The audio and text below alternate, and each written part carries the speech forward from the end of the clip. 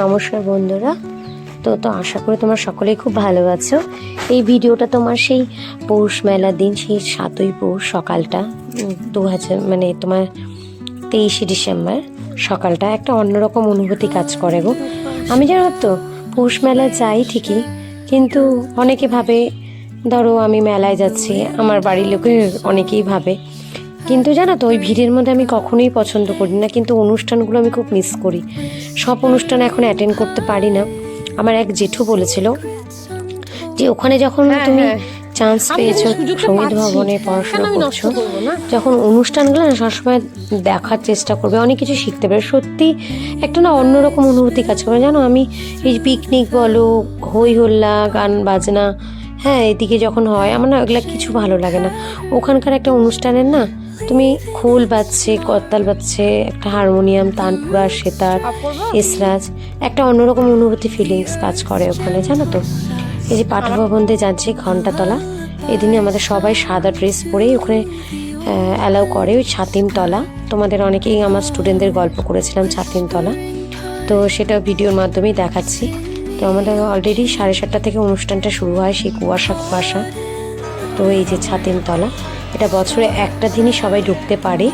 আগে স্টুডেন্টদের দিত, কিন্তু ট্যুরিস্টরা অনেকেই বা এক্স স্টুডেন্টরা বহু লোক আসে এই দিনটা অপেক্ষা করে এই অনুষ্ঠানটা দেখার জন্য।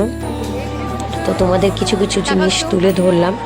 এখানে অনুষ্ঠান হওয়ার পর আমাদের রবীন্দ্র সদন, ওদিন টিকিট লাগে না, তো ওখানে পরে যাওয়া হয়।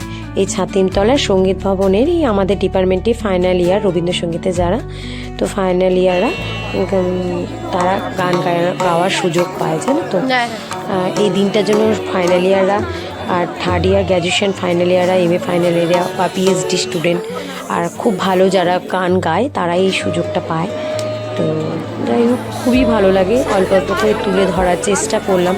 অনেকেই দেখতে চাও, তো আমার কাছেও একটা স্মৃতি হয়ে থাকে। প্রত্যেকটা বছর চেষ্টা করি, ঠাকুরের আশীর্বাদে ঠাকুর এবারও আমাকে সেই সুযোগটা করে দিয়েছে। আমি অনেক ভাগ্যবান মনে করি জানো তো।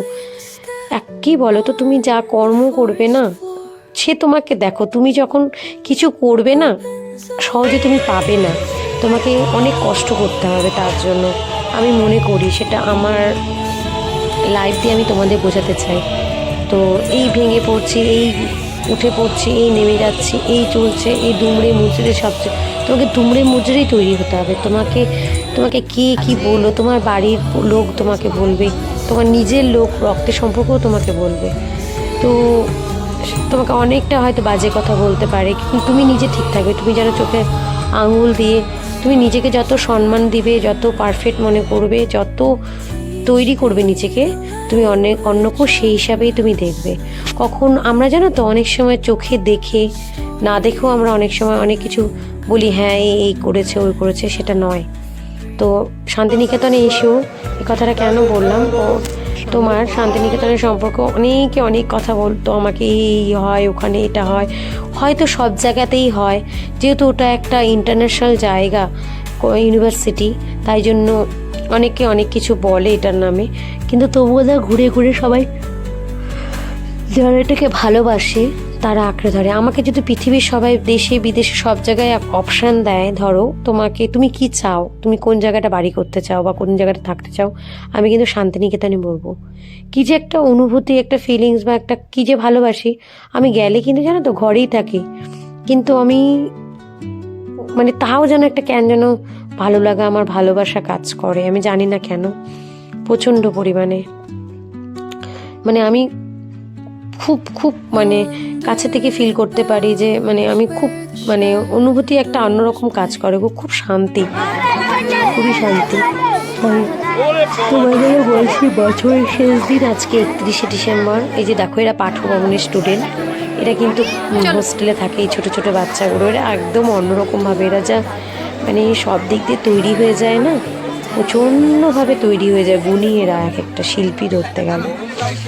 তোমার অনুষ্ঠান শেষের পর তোমার প্রসেশন হয়, একটা গোল করে ঘুরে নিয়ে তারপরে তোমার মোমবাতি, ওটা তোমার আলোকসজ্জা সন্ধ্যাবেলায় আছে।